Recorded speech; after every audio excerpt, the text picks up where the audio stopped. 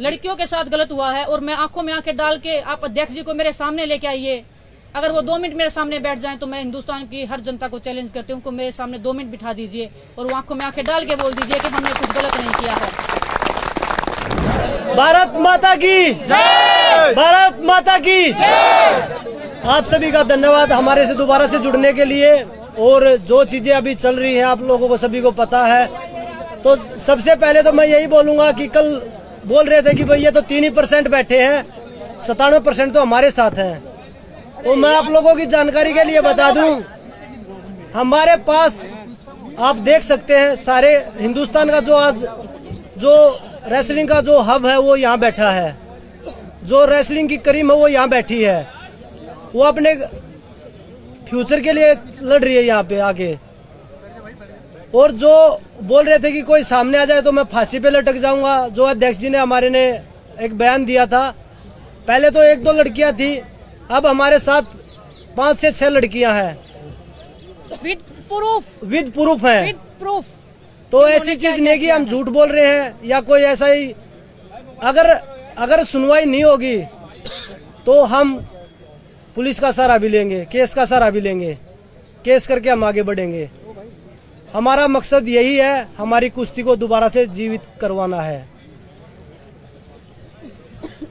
अगर जल्द से जल्द कार्रवाई नहीं हुई इस मामले में, क्योंकि आप सबको पता है कि हम खिलाड़ियों के लिए एक एक दिन 100 साल के बराबर होता है।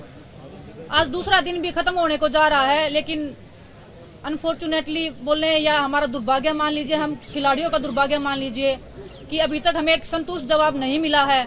तो हम उसका वेट कर रहे हैं और आप सब लोग भी यहाँ पे उसी का वेट कर रहे हैं कि फाइनल डिसीजन कब आएगा।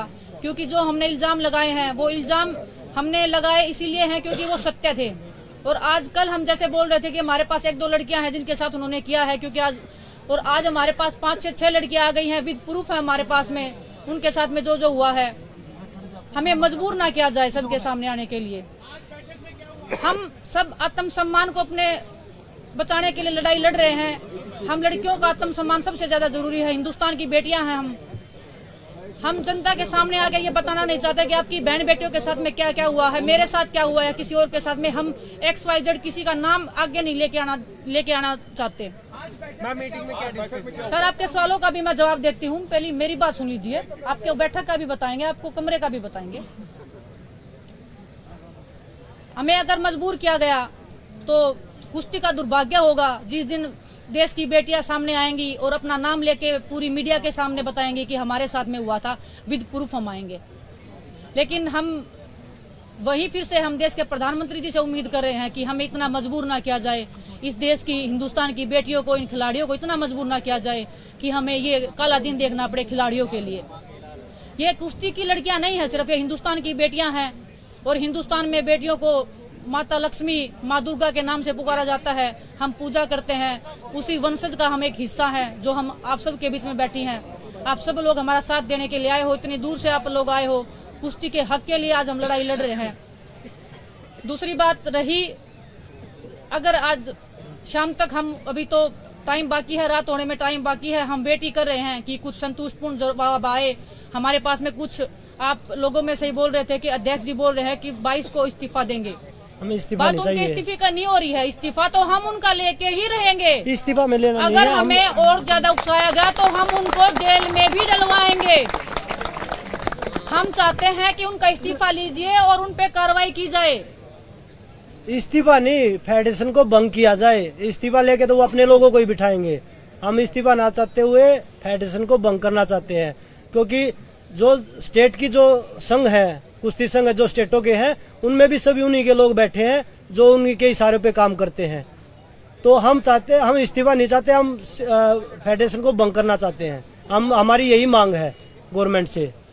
रही दूसरी बात, हम लीगल तरीके से भी हम जाना नहीं चाहते थे, क्योंकि हमें एक विश्वास था कि देश के प्रधानमंत्री जी, गृह मंत्री जी हमें उस लाइन में नहीं लेके देना चाहेंगे। हम उनके सामने जाके वो प्रूफ विद लड़कियां हम लेके जाते, और कोई लड़की भी सामने नहीं आती, किसी की लाइफ को भी डेंजर नहीं होता, किसी की फैमिली को भी कोई नुकसान पहुंचाने की कल को हानि नहीं होती। हम ये खतरनाक कदम उठाना नहीं चाहते थे। लेकिन अगर सॉल्यूशन जल्दी नहीं निकला, आज वैसे हम बता रहे हैं कि आज की हम वेट कर रहे हैं, रात होने तक वेट करते हैं कि कोई संतुष्टपूर्ण जवाब आए। इतना अगर देश का, हिंदुस्तान के जो ओलंपिक मेडलिस्ट हैं, वर्ल्ड मेडलिस्ट हैं, अगर वो बोल रहे हैं कुछ हुआ है, तो उस बात में आप संकोच मत कीजिए और ना उस पर संदेह कीजिए। हम निसंदेह बोल रहे हैं कि हमारे साथ कुछ गलत हुआ और बहुत गलत हुआ है, लड़कियों के साथ गलत हुआ है। और मैं आंखों में आंखें डाल के, आप अध्यक्ष जी को मेरे सामने लेके आइए, अगर वो 2 मिनट मेरे सामने बैठ जाएं तो मैं हिंदुस्तान की हर जनता को चैलेंज करती हूँ, उनको मेरे सामने 2 मिनट बिठा दीजिए और वो आंखों में आंखें डाल के बोल दीजिए कि हमने कुछ गलत नहीं किया है। अगर हमें मजबूर किया गया तो हम कल FIR भी दर्ज करवाएंगे, हम केस भी लड़ेंगे, लेकिन उसमें हिंदुस्तान के हजारों लड़कियों का, हजारों लड़कों का रेसलिंग का कैरियर खत्म होने की कगार पे हो जाएगा। हम उस दौर पे जाना नहीं चाहते, हम उस जगह पे जाना नहीं चाहते जो, क्योंकि हमें अगर यही सी दौर पे जाना था तो हम अध्यक्ष जी को अध्यक्ष जी बने ही रहने देना चाहते थे, क्योंकि वो सब कर ही रहे थे। हमारा कैरियर तो वो खत्म कर ही रहे थे, हर लड़की का कैरियर खत्म कर रहे थे। यूपी की कुश्ती उन्होंने लड़कियों की खत्म कर डाली, ये शोषण के कारण ये कुश्ती खत्म हुई है, कोई रीजन नहीं है यूपी की आज महिला की रेसलिंग जो खत्म हो गई है। अब वो पीछे पड़े हैं महाराष्ट्र की लड़कियों के। आज मेरे पास केरला से भी फोन आए हैं, लड़कियां खुश हैं कि मैंने आवाज उठाई है, वो मुझे बधाई दे रही हैं कि दीदी पीछे मत हटना, हम आप सबके साथ खड़े हैं, इसी हौसले के साथ अब लगे रहना। आप सोचिए कि जहां केरला में कुश्ती का कोई नामो निशान भी, अगर आप देखोगे कि नेशनल में पार्टिसिपेशन होता है, किसी लड़की का, किसी लड़के का मेडल आता है तो उनके लिए एक ओलंपिक के मेडल के सम्मान एक जीत होती है। अगर वो लड़कियां भी अगर शोषण का शिकार हुई तो आप देख लीजिए कि ये लोग कहां तक फैले हुए हैं। कल को अगर कुछ भी, अगर हमारी सुनवाई नहीं होती है जल्दी से जल्दी, क्योंकि हमारे पास, मैं बता रही हूँ कि एक खिलाड़ी के लिए 1 दिन लाख दिन के बराबर होता है। हमारा ओलंपिक्स भी आ रहा है, सभी जितने भी खिलाड़ी हैं, हम सब यहाँ पे ओलंपिक्स में खेलने वाले खिलाड़ी हैं। हमने कोई गेम छोड़ के आए नहीं हैं, हम अपनी पहलवानी को छोड़ के आए हैं, अपनी रोजी रोटी को छोड़ के आए हैं, अपने परिवार को खतरे में छोड़ के इधर बैठे हैं। हम कल FIR भी लॉन्च करवाएंगे, एक नहीं कम से कम 5-6 लड़कियां जो भी हैं वो सब FIR करवाएंगी और हम लीगली कोर्ट के थ्रू जाएंगे। लेकिन वो दिन जब आएगा, इतिहास के काले पन्नों में दर्ज होगा, मैं ये एक दावे के साथ बोल सकती हूँ। और हिंदुस्तान में ये होगा, मैं बड़े शर्म के साथ मैं वो बोलना चाहूंगी कि हिंदुस्तान जैसे देश में अगर हम जैसी लड़कियों के साथ ऐसे होगा तो हिंदुस्तान में मैं सोच रही हूँ कि हिंदुस्तान में कोई भी नॉर्मल महिला किसी भी जगह पे सुरक्षित नहीं है। मैं ये एक विश्वास के साथ कल को बोल पाऊंगी कि इस देश में एक बेटी पैदा नहीं होनी चाहिए। बहुत बहुत धन्यवाद आप सबका। बताइए आप बताइए। मीटिंग में आश्वासन ही दिया गया है, बस कोई ऐसा मतलब ठोस हमें नहीं बताया गया कि क्या फैसला। अभी मीटिंग में सिर्फ आश्वासन ही दिया गया है, ऐसा कोई ठोस हमें नहीं बताया गया कि हाँ हम कोई ठोस कदम लेंगे या कोई एक्शन लेंगे, बस आश्वासन दिया गया है। लेकिन उस आश्वासन से हम खुश नहीं हैं। हम, जैसा कि बजरंग ने बताया, हम पूरी रेसलिंग फेडरेशन को भंग करवाना चाहते हैं और जितनी भी स्टेट्स हैं वहाँ भी सबकी फेडरेशन, मतलब रेसलिंग फेडरेशन जो है वो भंग होनी चाहिए। एक नई शुरुआत होनी चाहिए, एक फ्रेश स्टार्ट होनी चाहिए, क्योंकि हर जगह उनके इंसान फैले हुए हैं। जैसा कि विनेश ने बताया, हर स्टेट में फैले हुए हैं। केरला से लड़कियों के फोन आ रहे हैं, महाराष्ट्र से लड़कियों के फोन आ रहे हैं, वो खुद पीड़िता रही हैं, उनके साथ वो खुद शोषण का शिकार रही हैं। तो आप समझ सकते हो कि हर स्टेट में फैले हुए हैं। तो हम चाहते हैं कि पूरी रेसलिंग फेडरेशन भंग हो। और एक बार फिर से मैं अपने PM सर को रिक्वेस्ट करना चाहती हूँ कि आज सब लोग यहाँ जो एक मेडलिस्ट बैठे हैं, पूरी रेसलिंग की क्रीम यहाँ बैठी है, अपनी ट्रेनिंग छोड़ के बैठी है, अपने घर परिवार को छोड़ के बैठी है, तो बस इसी उम्मीद में बैठी है कि आप हमारे साथ न्याय करेंगे, आप हमारे साथ जस्टिस करेंगे। हम इसी बस आश्वासन यही है कि हाँ हम करेंगे, लेकिन कोई संतुष्टजनक नहीं है, कोई सेटिस्फेक्शन वाला आंसर नहीं है उनकी तरफ से। इसने आश्वासन दिया, इससे बातचीत हुई और उन्होंने कितनी देर तक आपसे बातचीत की, क्या पॉइंट्स आपने रखे उनके सामने? 1 मिनट हो गया। आप सबके सामने ही हम गए थे बात करने के लिए। हम सरकार के नुमाइंदों का नाम नहीं लेना चाहते, किसने क्या किया है क्या नहीं किया है, क्योंकि हमारी लड़ाई एक बंदे से है, ना सरकार से है, ना सरकार के अधिकारियों से है। मुलाकात सरकार के लोग थे, हमारे स्पोर्ट्स मिनिस्ट्री के कुछ लोग थे जिनसे हमारी बात हुई है। हमें बोला गया था कि आप आइए, हमारे सामने बात रखिए और हम उसका सोल्यूशन निकालेंगे, उसका समाधान निकालेंगे। लेकिन समाधान 1 साल चलेगा, 2 साल चलेगा, 4 साल चलेगा, हमारी जिंदगी खत्म होने के बाद तक चलेगा, हमें ये नहीं पता है।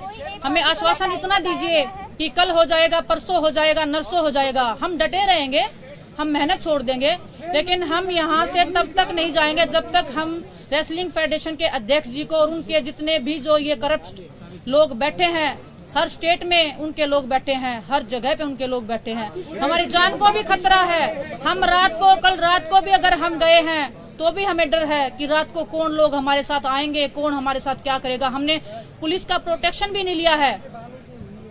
आप सोचिए, हमने पुलिस का प्रोटेक्शन नहीं लिया, इतने आत्म सम्मान के साथ हम चल रहे हैं क्योंकि हमें पता है हम सच बोल रहे हैं। आज अध्यक्ष जी के घर पे ताला लग गया है। इससे सरकार को समझ जाना चाहिए कि कौन गलत है और कौन सही है। उसके बाद भी अगर हम महिलाओं से, एक सेकंड आप सर प्लीज मेरा सुन लीजिए, जब शोषण होता है तो एक कमरे के अंदर होता है, वहाँ पे कैमरे नहीं लगाए जाते। अगर कैमरे ही लगाए जाते तो ये लड़कियां कब का पहले बोल देती और बाकी लोग थे जो कैमरे की रिकॉर्डिंग निकाल लाते। शोषण होता है वो बंद कमरे के अंदर होता है। तो वो लड़कियां सबूत हैं, वो लड़कियां शोषण का शिकार हुई हैं, वो हमारे सामने आ रही हैं, वो आप सबके सामने बैठी हैं आज। इनमें से ही वो लड़कियां हैं। मैं नहीं चाहती कि हम उनका खुलासा करें, लेकिन हमें मजबूर किया गया तो हमें वो सब करना पड़ेगा जो हिंदुस्तान की लड़कियों के लिए, हिंदुस्तान की महिलाओं के लिए सबसे बुरा दिन होगा। सर हमारी टाइमलाइन तो एक घंटे की है। हम एक घंटे का हम वेट कर रहे हैं क्योंकि हम रेसलर हैं, सब हम एक्टिव रेसलर हैं। कोई हम रेसलिंग छोड़ के इधर नहीं आए हैं कि हम बहुत पुराने खिलाड़ी हैं, कुछ भी। हम नौजवान बैठे हैं, सब हमारा सब कुछ दाव पे लग गया है। यहाँ पे हमारा फैमिली, हमारा परिवार, हमारा गांव, हमारा सब हमको पलकों पे बिठा रहा है, आज आत्म सम्मान के साथ देख रहा है। हम नहीं चाहते कि उनकी नजरें झुके, उनको पता चले कि उनकी बहनों के साथ में ये हुआ है, किस बहन के साथ में ये हुआ है। हम वेट कर रहे हैं कब बातचीत होगी। अगर उनसे भी बातचीत होती है तो हम आप सबको बताएंगे क्या बातचीत हुई है, क्या उनका निष्कर्ष रहा है। उनके जवाब से हम संतुष्ट रहे नहीं रहे हैं। अगर कोई संतोषजनक जवाब रहा या उनके खिलाफ में कोई कार्रवाई हुई तो हम जरूर आप सबके साथ साझा करेंगे।